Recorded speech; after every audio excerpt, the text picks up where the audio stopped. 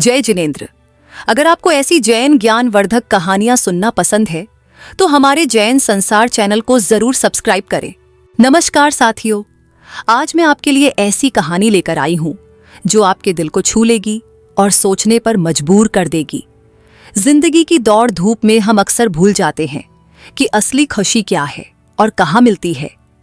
ये कहानी ठीक उसी सवाल का जवाब तलाशने की कोशिश करती है। इसमें आपको जीवन के उतार चढ़ाव भी दिखेंगे और एक ऐसा सूत्र भी मिलेगा जो आपके भीतर एक नया जोश भर देगा। इस कहानी में सादगी है, साथ ही एक बेहद गहरी सीख भी छिपी है जो शायद आपकी सोच को बदल दे। अगर आप कभी ऐसी उलझनों में घिरे हैं जहां रास्ता नजर नहीं आता, या अगर आप ये जानना चाहते हैं कि सच्चे सुख का वास्तविक स्रोत क्या है, तो यह कहानी आपके लिए ही है। यकीन मानिए, इसका अंत आपको हैरान भी करेगा और भीतर तक झकझोर भी देगा। लेकिन ज्यादा बताने से पहले मैं रुक जाती हूं, क्योंकि इसका पूरा मजा तो आपको कहानी सुनकर ही मिलेगा। तो बने रहिए मेरे साथ और चलिए जुड़ते हैं इस अनोखे सफर पर। वे कुल 3 थे। एक था विशालकाय आम वृक्ष, दूसरा था छोटा सा लघुकाय आम वृक्ष और तीसरा था लंबा सा खजूर का पेड़। एक दिन उस लघुकाय आम के पेड़ ने उस विशालकाय आम के पेड़ से पूछा, दादा, हम दोनों की जाति तो एक ही है, परंतु फिर भी आप तो काफी फले फूले और प्रसन्न चित्त नजर आते हैं, जबकि मेरी तो उदासी ही दूर नहीं हो पाती। आपके ऊपर तो आनंददायी मधुर रस से भरे पके हुए फल लगे हुए हैं, परंतु मैं तो आनंददायी रस फलों से रीता ही हूं। अभी तुम में चारित्र रूपी विकास की कमी है ना, इसलिए तुम में आनंददायी फल नहीं लगे हैं। आनंददायी फलों की प्राप्ति तो चारित्र रूपी विकास से ही संभव है। जब तुम भी मेरे जैसा चारित्र रूपी विकास प्राप्त कर लोगे, तब तुम्हारे ऊपर भी आनंददायी फल लगने लगेंगे। तुम्हारी उदासी दूर होगी और तुम्हारा अंतरंग आनंद से भर जाएगा। विशालकाय चारित्रवंत आमवृक्ष ने कहा, इसके लिए मुझे क्या करना होगा? लघुकाय आमवृक्ष ने पुनः पूछा, तुम अपनी श्रद्धा रूपी जड़ों को मजबूत करते रहो। तुम्हारी श्रद्धा रूपी जड़ें जितनी गहरी होंगी, उतना ही तुम्हारा चारित्र रूपी विकास भी मजबूत होगा, क्योंकि श्रद्धा रूपी जड़ों के आधार से ही चारित्र रूपी विशालकाय वृक्ष टिका रह सकता है। बिना जड़ों के वृक्ष का विकास और स्थायित्व संभव ही नहीं है। धर्म वृक्ष का मूल तो श्रद्धा की जड़ें ही हैं। पुण्योदय अथवा पापोदय और शुभ अथवा अशुभ भाव रूप, चाहे जैसे आंधी अथवा तूफान क्यों न आए, तुम अपनी श्रद्धा रूपी जड़ों को मजबूती से थामे रखना। फिर दुनिया की कोई भी ताकत, आंधी तूफान तुम्हें नहीं उखाड़ सकते, तुम्हें चारित्रवंत होने से नहीं रोक सकते। तुम्हारा विकास होगा और अवश्य होगा। आनंद फलों की प्राप्ति तुम्हें अवश्यमेव होगी। विशालकाय चारित्रवंत आम वृक्ष ने समझाया, सो तो है ही, चारित्र का मूल सम्यक दर्शन ही तो है। यह बात तो मुझे बहुत अच्छी तरह मालूम है, और मेरी भी श्रद्धा जड़ें कोई कम मजबूत थोड़े ही हैं। दूर दूर तक जमीन में फैली हुई हैं। जड़ों की मजबूती का महत्व तो मुझे अच्छी तरह से मालूम है, परंतु चारित्र रूपी विकास की प्राप्ति के लिए इसके अलावा भी क्या और कुछ करना होगा? मैं तो यह जानना चाहता हूं। श्रद्धावंत छोटे आम के पेड़ ने पूछा। हाँ, अपने उपयोग की चंचलता को कम करना होगा। तुम्हारा उपयोग अभी चंचल बहुत है। मामूली सी गर्मी अथवा हवा लगते ही तुम प्रभावित हो जाते हो। अभी तुम बच्चे हो ना, इसलिए अपने उपयोग की इस चंचलता को दूर करने के लिए बाह्य संयम को अंगीकार करना भी तुम्हारे लिए अत्यंत आवश्यक है, क्योंकि जब तक उपयोग पंचेंद्रियों के विषयों के सम्मुख ही भटकता रहेगा, तब उसे स्वभाव सन्मुख होने का अवसर ही कब मिलेगा? उपयोग में चंचलता बनी ही रहेगी, और ऐसी हालत में स्वात्मा के आश्रय से उत्पन्न होने वाले आनंद में वृद्धि होने का कोई प्रश्न ही पैदा नहीं होता। तुम तो अपने आनंद को के पुंद आनंद को बढ़ाना चाहते हो ना? आनंद फलों की वृद्धि के लिए बाह्य संयम को अंगीकार करना बहुत ही जरूरी है। तुम बाह्य संयम को अंगीकार करके तत्व चिंतन मनन रूपी हवा, पानी, धूप से अपनी आत्मा को पुष्ट करो। अवश्य ही तुम्हारे अंतरंग आनंद में वृद्धि होगी तथा तुम्हारे अंतरंग चारित्र का विकास होगा, जो कि वास्तविक चारित्र है। ऐसा चारित्र प्रकट होने पर सर्दी, गर्मी, वर्षा, हवा आदि के उपद्रव भी तुम्हें प्रभावित नहीं कर पाएंगे, तुम्हारे आनंद को भंग नहीं कर पाएंगे और तुम परम सुखी हो जाओगे। विशालकाय चारित्रवंत आमवृक्ष ने कहा, सच? अरे वाह, फिर तो बड़ा ही मजा आएगा। कितने सुखद होंगे वे क्षण जब दिन रात निजात्मा का ही चिंतन मनन घोलन हुआ करेगा। कितनी निराकुलता होगी तब जब स्वसंवेदन ज्ञान के द्वारा सिर्फ ज्ञान का ही रसास्वादन हुआ करेगा। ओहो, कितना मजा आएगा। मैं भी आपकी ही तरह चारित्रवंत बन जाऊंगा, आपके जितने विकास को प्राप्त कर लूंगा और मेरे ऊपर भी मधुर सरस आनंददायी फल लगने लगेंगे। क्यों दादाजी, है ना? श्रद्धावंत आमवृक्ष ने प्रसन्न होते हुए कहा। हाँ हाँ, क्यों नहीं, बिल्कुल सही बात है। विशालकाय चारित्रवंत आमवृक्ष ने फरमाया। सही बात नहीं, गलत बात कहो। गलत बात, बिल्कुल ही गलत बात। खजूर का पेड़, जो कि अब तक चुप्पी साध कर उन दोनों की बातों को सुन रहा था, वह अधीर होते हुए बोला। खजूर के पेड़ की बात सुनकर दोनों आम वृक्षों ने चौंकते हुए आवाज की तरफ देखा तो पास वाली ऊंची टेकरी पर खड़े हुए लंबे खजूर महाशय उनको दिखाई दिए। क्यों भाई खजूर, इसमें हमने क्या गलत कहा? चारित्रवंत आमवृक्ष ने खजूर के पेड़ से पूछा। इधर मेरी तरफ देखो ना, मेरे जितना चारित्र तुम्हारे पास है ही कहां, जो तुम इस लघुकाय आम के वृक्ष को अपने समान चारित्रवंत बनने की प्रेरणा दे रहे हो। अभी तो स्वयं तुम्हारे अंदर ही चारित्र की बहुत कमी है। तुम तो अभी मुझसे आधे भी नहीं हो। ये देखो ना, ऊंचाई में मैं तुमसे लगभग दुगना हूं। मेरे जितना विकास अभी तुम में कहां। मैं तो स्वर्ग की ऊंचाइयों को छू रहा हूं। खजूर के पेड़ ने चारित्रवंत आम वृक्ष से कहा। तुम और चारित्रवंत, अरे चारित्र का स्वरूप भी जानते हो कि नहीं? तुम में चारित्र है ही कहां? तुम में तो अभी रंच मात्र भी चारित्र नहीं है।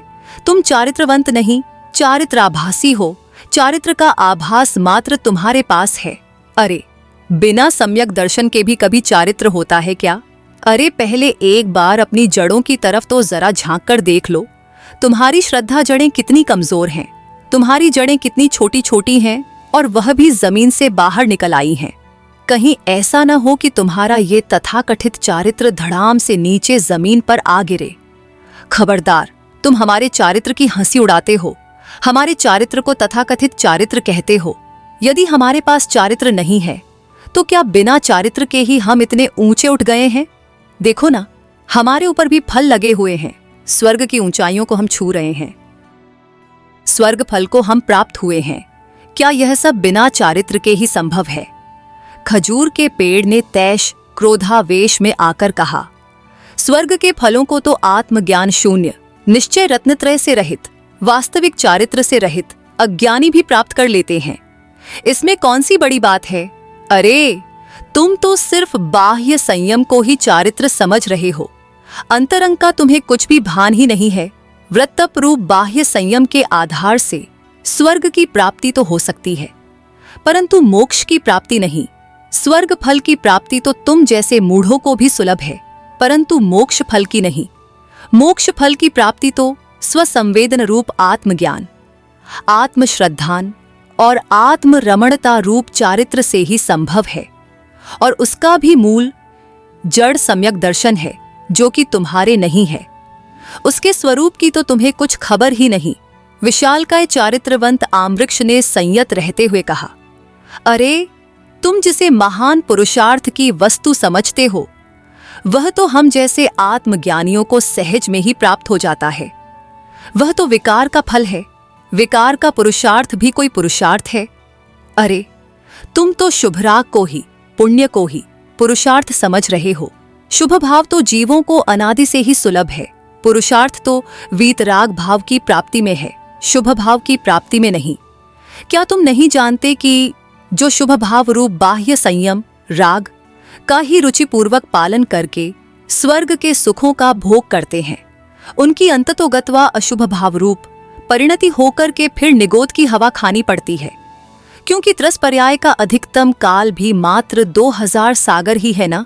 शुभ की रुचि ही अशुभ का कारण है। मंदराग की रुचि ही तीव्र राग का कारण है। देखो ना, जहां एक ओर तुम्हारे ऊपर स्वर्ग के फल खजूर लगे हुए हैं, वहीं दूसरी तरफ नरक निगोद के प्रतिरूप लंबे लंबे नुकीले कांटे भी तो उगे हुए हैं। ये इस बात के प्रतीक हैं कि स्वर्ग के सुखों की चाह में ही कहीं नरक निगोद के कांटेदार बीज पड़े हुए हैं। स्वर्ग के सुख तो क्षणस्थायी क्षणभंगुर हैं। पुण्य का क्षय होते ही तुम फिर से नरक निगोद में जा गिरोगे। तुम्हारा ये बाह्य संयम और उसका फल, ये सब देखते ही देखते नाश को प्राप्त हो जाएंगे। अरे संयमी बनो, पर अंतरंग संयमी बनो, आत्मदृष्टि पूर्वक संयमी बनो। अपने आत्मा को भी तो देखो, जानो, समझो। विशालकाय चारित्रवंत आम वृक्ष ने कहा, ये आत्मा वात्मा तो हम कुछ नहीं जानते। हम तो इतना जानते हैं कि हम संयमी हैं और संयम में तुमसे ज्यादा आगे हैं। हम ऊंचे हैं और ऊंचे रहेंगे। मूढ़वंत खजूर के पेड़ ने उपेक्षा पूर्वक कहा, देखते हैं तुम्हारा ये तथाकथित संयम कहां तक तुम्हारा साथ देता है। चारित्रवंत आमवृक्ष ने कहा, बहुत सारा काल व्यतीत हुआ। फिर एक दिन हवा चली, तूफान आया, आंधी आई, बड़े बड़े ओले गिरे। देखते ही देखते मूसलाधार वर्षा होने लगी। कुछ ही समय में नदी नालों में बाढ़ आ गई। हवा का एक जबरदस्त झोंका आया और उस झोंके के साथ ही टेकरी वाला खजूर का पेड़ तो जड़ मूल से उखड़कर पास वाली नदी में जा गिरा और तेज बहाव में बहकर समुद्र में जा गिरा। घोर संसार समुद्र में कहीं डूब गया। परंतु लघुकाय श्रद्धावंत आम का पेड़ तो आज स्वयं ही विशालकाय चारित्रवंत आम वृक्ष के समकक्ष खड़ा हुआ है और आनंद फलों का रसास्वादन कर रहा है। सेठ गुमानीमल जी के जीवन में एक समय ऐसा भी था जबकि वे अत्यंत गरीब थे। उनके बचपन के समय की बात है यह तो। उस समय तो उन्हें फटे पुराने और मैले कुचैले कपड़े ही पहनने को मिला करते थे। फटी सी काले रंग की नेकर और सफेद रंग का पतला सा कमीज जो बाहों पर अक्सर फटा रहता, पहनकर वे इधर उधर घूमते रहते। रास्ते में पड़े हुए कागज और रस्सी के टुकड़े तथा लोगों द्वारा फेंकी हुई टूटी फूटी वस्तुएं बीनते रहते। उनके मैले कुचैले वस्त्र और बाल धूल से सने हुए देखकर अक्सर बच्चे उनकी गरीबी का मजाक उड़ाया करते, उन्हें चिढ़ाया करते थे। पर आज तो बात कुछ दूसरी ही है। उनके जैसा धनवान संसार भर में कोई माना ही नहीं जाता। आज सब कुछ विद्यमान है उनके पास। कार, बंगला, जमीन जायदाद, मान सम्मान, बाल बच्चे आदि सभी कुछ तो विद्यमान है उनके पास। बचपन में तो वे दुबले पतले थे, हाथ पैर में अक्सर फोड़े फूंसी निकल आया करते थे। आज वही शरीर हट्टे कट्टे इंसान में परिवर्तित हो गया था। भरा पूरा चेहरा, गौर वर्ण, उन्नत ललाट, चौड़ा सीना और 6 फुट की लंबाई, सफेद रंग की कीमती धोती और कुर्ता, सब मिलाकर उनके व्यक्तित्व को आकर्षक बनाए हुए थे। और इन्हीं सब बातों का उन्हें अहम भी बहुत था, क्योंकि वे कोई तत्वज्ञानी तो थे नहीं, बल्कि वे तो इस बात से अनभिज्ञ थे कि ये सभी बाहर के अच्छे अच्छे संयोग तो जल के बुलबुले के समान क्षणभंगुर हैं। वे इस बात को क्या जाने कि परिस्थितियां सदैव एक जैसी नहीं रहती। परिस्थितियां बदलते देर नहीं लगती। सुख किसी बाहर की परिस्थितियों के आधार से नहीं, बल्कि स्वयं के ही सम्यक निर्मल परिणामों के आधार से है। और इसी कारण से वे पुण्य के पक्षपाती थे। उनका मानना था कि पुण्य करेंगे तो सुख मिलेगा। बाहरी अनुकूलताओं में ही सुख मानने वालों को यह बात समझ में आ भी कैसे सकती है कि सुख की प्राप्ति धर्म से होती है, न कि पुण्य से। और ऐसे लोगों के लिए तो पुण्य ही धर्म बनकर रह जाता है। वे इस बात को क्या जाने कि पुण्य अलग है और धर्म अलग। पुण्य से आकुलता से युक्त विनाशिक सुख की प्राप्ति होती है, जबकि धर्म से आकुलता रहित निराकुल एवं शाश्वत सुख की प्राप्ति होती है। सेठ गुमानीमल जी के सामने जब कोई यह बात रखता कि पुण्य भिन्न है और धर्म भिन्न है, सच्चे सुख की प्राप्ति तो धर्म से ही होती है, तो वे तुरंत अपनी आंखें फेर लेते, चेहरे पर कटुता ले आते और अपना एक हाथ लंबा करके सुनाने वाले को रोकते हुए कहते, हम तो कुछ नहीं जानते, इतना जानते हैं कि पुण्य के बिना तो सिद्धि है ही नहीं। और इतना कहकर वे फिर से अपने काम में मशगूल हो जाते तथा मन ही मन पुण्य की सार्थकता के बारे में सोचते रहते। सोचते बिना पुण्योदय के रहने के लिए इतना बड़ा बंगला तो दूर, टूटा फूटा झोपड़ा भी नहीं मिलता। यदि पूर्व में पुण्य न किया होता तो आज अच्छा अच्छा भोजन खाने को कैसे मिल पाता? रहने को इतना बड़ा बंगला कहाँ से मिल पाता? इतने प्रकार की सुख सुविधाएं क्या बिना पुण्योदय के भी प्राप्त हो जाती? पूर्व में पुण्य किया है इसलिए कार में बैठकर घूमने को मिलता है, और अब यदि पुण्य करेंगे तो आगे भी सुख मिलेगा। इन सभी प्रकार की अनुकूलताओं में सुख कैसे नहीं है? यदि अनुकूलताओं में सुख नहीं है तो क्या प्रतिकूलताओं में सुख है? क्या गरीबी में सुख है? और ऐसे ही सोचते सोचते उन्हें अपने सामने वाले पड़ोसी हीरा लाल जी की याद हो आती, जो कि बेचारे एक टूटे फूटे झोपड़े में रहते थे तथा सभी प्रकार के अभावों के कारण बहुत दुखी रहते थे। उनकी पुण्यहीन दशा का विचार करते, फिर अपनी पुण्यवान दशा का विचार करते, और फिर मन ही मन पुण्य को भी हेय कहने वालों को कोसने लगते। सेठ गुमानीमल जी को समझाने वालों ने बहुत समझाया कि पुण्य से अनुकूलताएं मिलती हैं। यह बात तो ठीक है, परंतु वे अनुकूलताएं कितने काल की हैं, यह तो सोचो। पुण्योदय का काल समाप्त होते ही फिर वहीं जहां के तहां राजा से, फकीर और सेठ से मुनीम अथवा कोआ, कुत्ता, कीड़ा आदि। पुण्यजनित सुख तो ऐसा सुख है कि जिसके समाप्त होते ही फिर से अनंत दुखों का ढेर सामने खड़ा नजर आता है। वह सुख भी सुख कहाँ है जिसके पश्चात दुहक भरा हो। पुण्यजनित अनुकूलताओं का सुख तो इस जीव ने पूर्व में भी अनंत बार प्राप्त किया है, कई बार स्वर्ग में भी गया है, भोग भूमियों में भी उत्पन्न हुआ है, फिर भी दुखों की सत्ता का अंत कहाँ हुआ? स्वर्ग की संपदा की तुलना में तुम्हारे पास अभी क्या संपदा है जो तुम उसमें सुख मानते हो? सेठ गुमानीमल जी को और भी समझाया जाता। आप सोचते होंगे कि हम तो लगातार पुण्य करते रहेंगे, कभी पाप करेंगे ही नहीं, जिसके कारण से हमारा पुण्य का उदय भी लगातार आता रहेगा और हम उस पुण्य जनित सुख का भोग भी लगातार करते रहेंगे। परंतु आपका यह सोचना भी ठीक नहीं है, क्योंकि लगातार पुण्य के परिणाम हो सकना संभव ही नहीं है। पुण्य जनित सुखों का भोग करते वक्त नियम से पाप के परिणाम उत्पन्न होंगे ही। पुण्य के फल में सुख बुद्धि वाले प्राणी के उस सुख को भोगते वक्त नियम से पाप कर्मों का संचय होता ही है। पुण्य जनित सुखों का भोग करना ही अपने आप में पाप है। परिणाम अंतर मुहूर्त के अंदर बदलते ही हैं।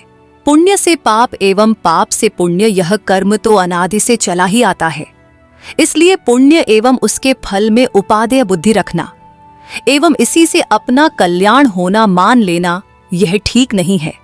यद्यपि उन्हें कई तरह से समझाया जाता, पर सेठ गुमानीमल जी को पुण्य का पक्ष इतना प्रबल था कि उनके चित्त में चिकने घड़े की बूंद की भांति एक भी बात ठहरती नहीं थी।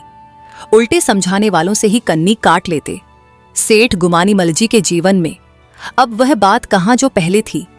उनके जवानी के दिनों की तो बात ही कुछ और थी। सभी लोग उनके इशारों पर नाचते थे, उनके परिवार के भी और समाज के भी। पर आज तो बात ही कुछ दूसरी है। आज तो उनकी दशा ठीक वैसी ही है जैसी कि एक बूढ़े एवं बीमार हो गए पशु की होती है। उनका जवानी का वह सुंदर शरीर अब तो बुढ़ापे के रूप में परिवर्तित हो चुका था। सफेद बाल, पिचके हुए गाल, दुबली पतली थर थर कांपती हुई काया, आंखों से दिखाई देना और कानों से सुनाई देना बिल्कुल कम हो गया था, पर जुबान अवश्य तेजी से चलती रहती थी। बरामदे में अंदर की ओर जाने वाले दरवाजे के पास ही एक खाट पर पड़े रहते। दरवाजे के अंदर से आने जाने वालों को पुकारते रहते, पर कोई ध्यान ही नहीं देता। अपने बेटे को बुलाकर कोई बात समझाना चाहते, तब बेटा झिड़क कर जवाब देता, चुप रह बुढ़े, पड़ा पड़ा झिकझिक किया ही करता है। हम सब समझते हैं, तुम चुपचाप पड़े रहो। हम नहीं समझते हैं क्या? जब देखो तब बकबक। और नाक भौं सिकोड़ता हुआ उनका लाडला बेटा वहां से चला जाता। बेचारे गुमानीमल जी मन महसूस कर रह जाते। क्या पता कितने ही लंबे समय तक दुहक उठाते रहने के बाद उनके जीवन में फिर से पुण्य का उदय आ पाएगा, भगवान ही जाने। दोस्तों, उम्मीद करती हूं कि आपको यह कहानी पसंद आई होगी और इससे आपको जरूर कुछ नया सीखने को मिला होगा। अगर ये वीडियो आपको अच्छा लगा हो तो इसे लाइक करना बिल्कुल न भूलें और हमारे चैनल को सब्सक्राइब जरूर करें, ताकि आपको आगे भी इसी तरह की दिलचस्प और प्रेरणादायक कहानियां मिलती रहे। जो वीडियो आपको स्क्रीन पर दिखाई दे रहे हैं उन पर भी एक नजर डाल लें, क्योंकि उनमें भी आपके लिए कुछ खास छिपा हो सकता है। तो जल्दी से क्लिक कीजिए और जुड़िए हमारे साथ इस सफर पर। आज के लिए बस इतना ही। अपना ख्याल रखिए और मिलते हैं अगले वीडियो में। जय जिनेंद्र।